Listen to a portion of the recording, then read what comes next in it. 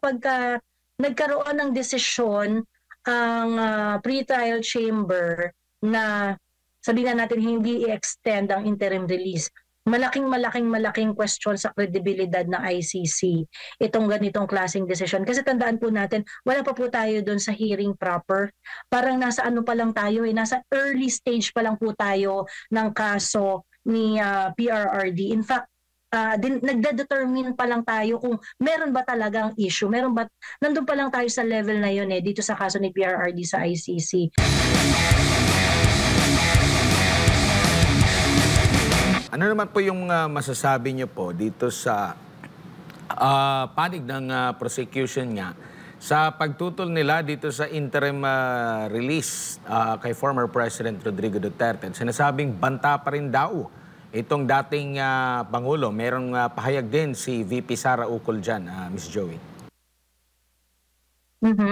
Ang medyo na-surprise ako at sa totoo lang medyo nalungkot ako na merong ganong pagtutol mula sa prosecution. Isa sa mga nauna kong napansin dito ay nagkaroon kasi ng pagpalit ng prosecutor sa ICC dahil si Amir Khan ay suspended or on leave siya dahil sa kanyang mga sexual harassment suits na kinakaharap sa ICC. Pinalitan siya nung kanyang deputy. And ang pumirma nitong strong opposition sa interim release ni PRRD ay yung kanyang deputy prosecutor. So noon na iniisip ko, dahilan ba yun? Yun ba ang dahilan kung bakit nagkaroon ng strong opposition sa interim release ni PRRD? Nauna nang inilagay ni attorney ng Council ng Defense si Nicholas Kaufman sa kanilang submission sa ICC na walang opposition, there is no opposition in the interim release of PRRD. Kaya naman siya ay nakikipag-usap na, sila ay naghahanap na ng mga bansa na maaaring mag-accommodate kay PRRD dahil iyon ay isa sa mga kondisyon upang tuluyang payagan ang pagkakaroon ng interim release kay dating Pangulong Duterte.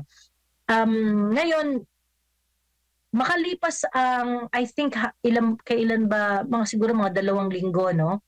2 linggo after nung submission, yung original request for interim release na sinubmit sa side ng depensa, nagkaroon ng submission na ganito. And prior to that kasi meron ring desisyon ang ICC kung saan hindi rin in-accommodate ang request ng defense na i-inhibit yung 2 judge na nagdesisyon na particular sa issue ng jurisdiction sa kaso ni Pangulong Duterte. I don't know. My personal thoughts on this is it looks like the ICC is really not it's really not working on our favor. Parang hopefully I am wrong, pero parang may pupuntahan na sila Meron ng parang nakasanay yung magiging desisyon nila dito sa kaso ni Pangulong Duterte at hindi ako natutuwa. Ngayon nandun tayo sa posisyon na kung saan iintayin na natin na magdesisyon ang pre-trial chamber dahil nagkaroon na ng strong opposition ang prosecutor. Kung yung una, ang posisyon natin, ang kalagayan natin ay inaantay na lang natin kung i-approve ba ng pre-trial chamber ang interim release. At tayo ay napaka-positive ng disposition at that time dahil nga ito ay kiniklaim ng defense na unopposed. But now that it is being strongly opposed and now the decision is going to be with the pre-trial chamber, it's anybody's ball game, and we all need to be vigilant, and we all need to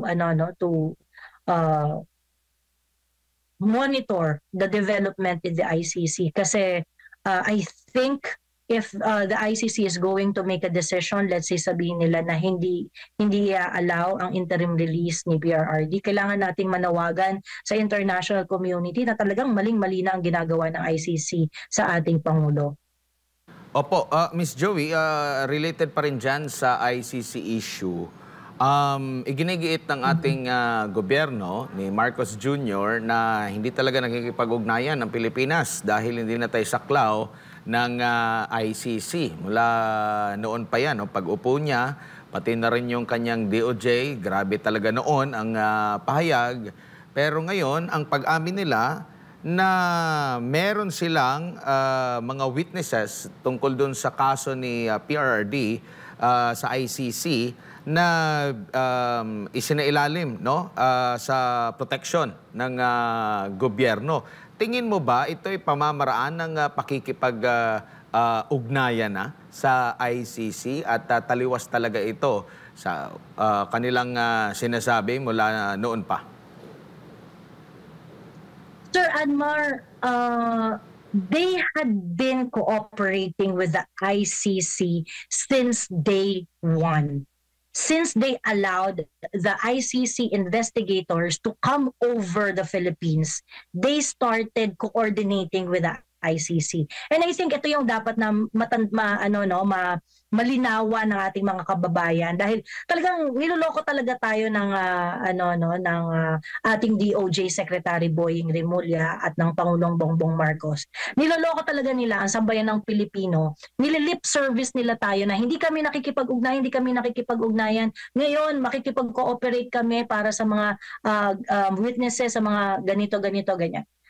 But they had been cooperating with the ICC since nung unang-una pa lang na napabalita na nagsipagdatingan ang mga investigators ng ICC dito sa bansa.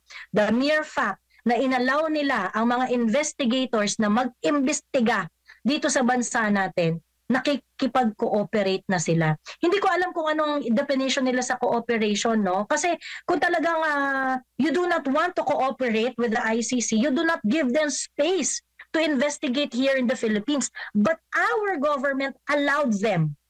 In fact, magkaroon pa nga ng balita noon na winine and dine sila ng ilang mga kongresista.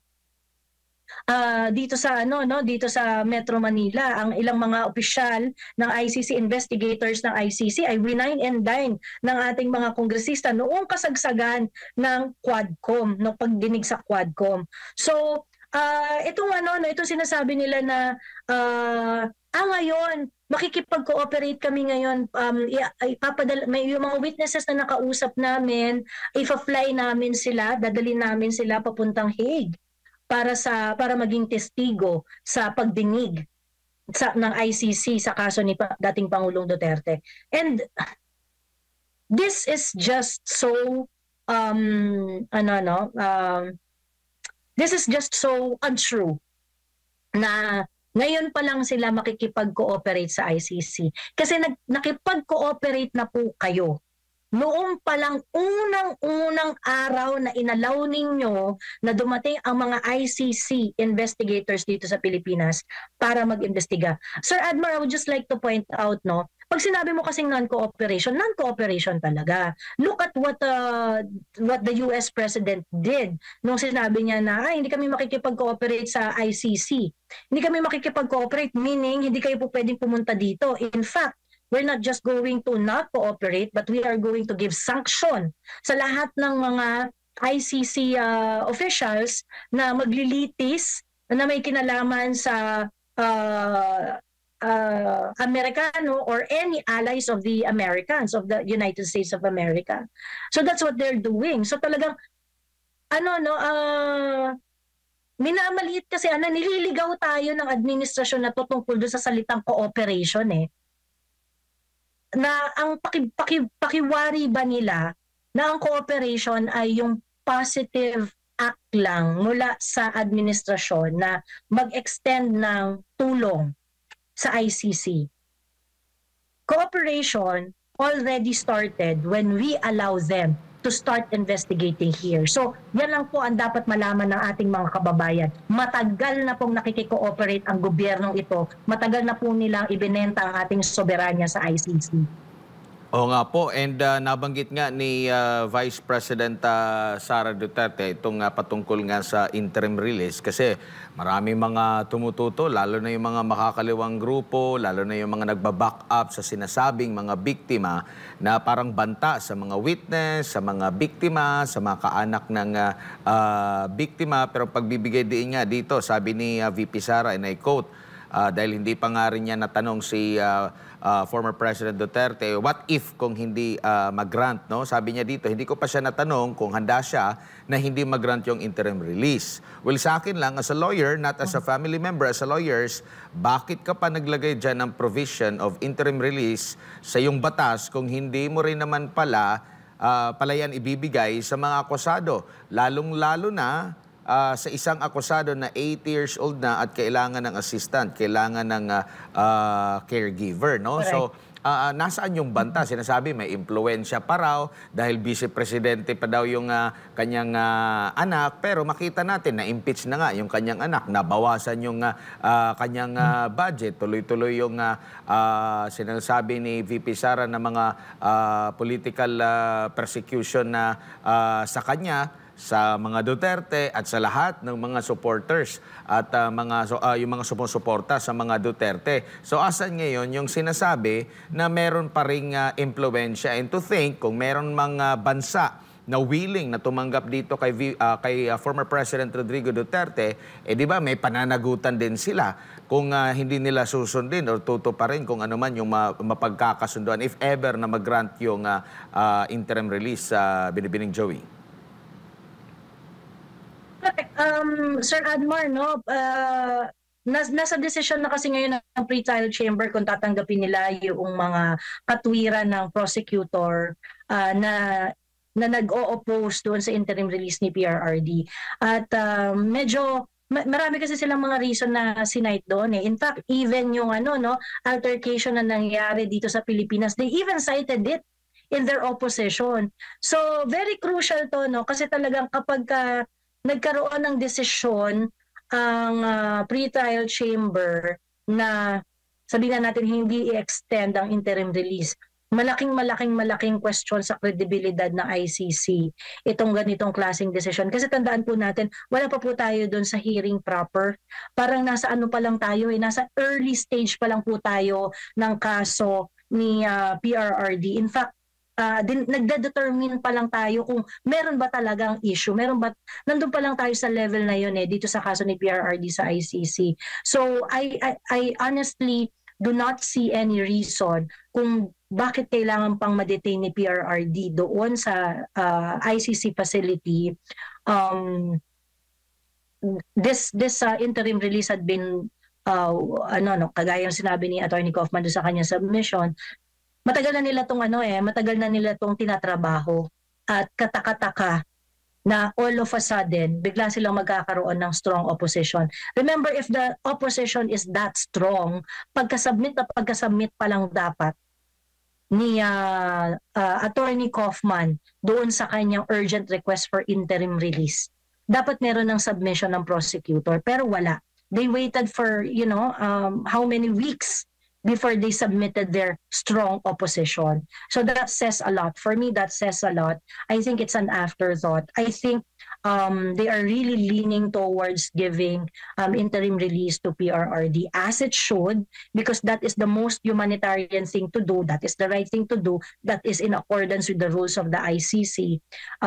Pero all of a sudden, ang prosecutor may change doon sa kanilang stand, and I have to say perhaps yung pagpapalit ng prosecutor ay merong relasyon diyan, and at the same time yung bilis kasi ng response ng prosecutor sa pag-oppose dito sa urgent request for interim release na to, it took them some time para magkaroon ng strong opposition. So that is why I am thinking that this is really an afterthought.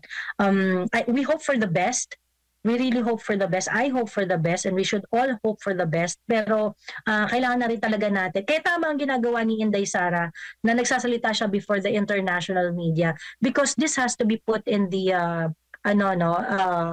in the international audience. How unfair, how partial ICC can be. Of course, we are trying to follow their rules, their procedures.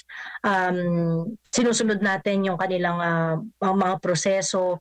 Pero kailangan na, sa kagaya nga sinabi ni VP, no, yung foundation ng ICC kasi, yung kanyang pagkabuo ay basically para sa pagprotekta ng human rights ng International Criminal Court. Ang talagang kanyang ang talagang kanyang core is because you want to really protect the dignity of the people. And not taking care of the rights of PRRD. Questionable na nga yung pagpunta pa lang ni PRRD diyan, questionable na eh.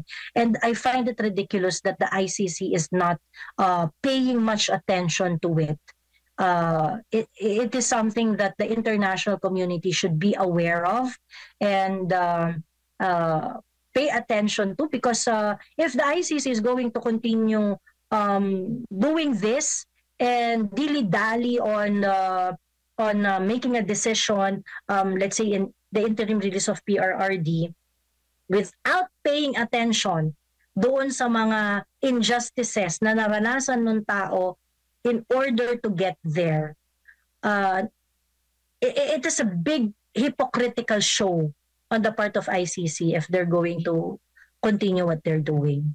Opo, huling topic na lamang po kasi tinawag po na kumbaga ang mga Duterte daw ay pro-China agad, no? Matapos ngang questionin bakit pinaintulutan yung missile system ng Amerika dito sa Pilipinas, bakit one side lang, at nung isang araw sa panayam din, sinisingil kung nasaan na ni VP Sara ang administrasyon, kung nasaan na kung nasa independent foreign policy pa ba ang polisiya ng Marcos administration, sunod na rin sa sinasabi ng ating konstitusyon. Sa tingin mo, mapapanindigan ng gobyernong ito na nasa independent foreign policy pa rin ito, or mahahalata na ng taong bayan na nagsisinungaling ulit ang administrasyon? Well, the independent foreign policy boat sailed long time ago. Noong nagsisimula pa lang na maging masyadong agresibo ang behavior ng administrasyon ng Pangulong Bongbong Marcos sa West Philippine Sea, sa South China Sea issue, which as a consequence of that is alienating China. Iniwan na natin yung independent foreign policy. Parang lagi ba tayong yung naging thrust ng ating foreign policy is always based on what the Americans would want us to do. And there are so many badges of us adhering to that.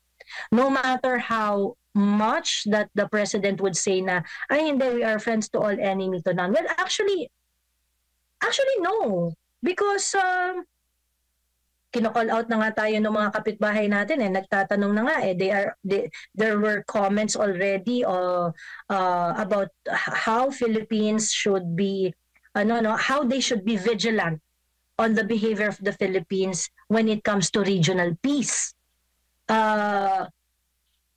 Yung sinasabi ni again, tama si Inday Sara doon sa sinasabi niya na hindi mo na maaninag yung independent foreign policy that is supposed to look after our own interest as a country rather than adhering to the aspirations of another sovereign. The administration of Bongbong Marcos had been continuously alienating China. And that means one less option for us. That means one less friend for us. And it's not supposed to be the direction of our government, because you do not want your people to lose option. Ang dami nating mga businesses sa ang dami-dami nating mga businesses with China, ang dami-dami nating mga transactions sa kanila. They are our biggest trade partner. We do have a lot of history with China. Our history large part of our history involves China. And so there's really no point in alienating China and adhering to certain sovereigns' aspiration just so, you know, I do not know, to establish our foreign policy. That's not the way to do it. Hindi yun ang tamang pamamaraan. Dapat isipin ng ating Pangulo ang mas maraming oportunidad para sa ating mga kababayan. Dapat wala tayong kaaway, dapat lahat ay kaibigan natin. Wala tayo dapat ini-alienate na bansa dahil yun ang makakabuti sa mga kapwa natin Pilipino.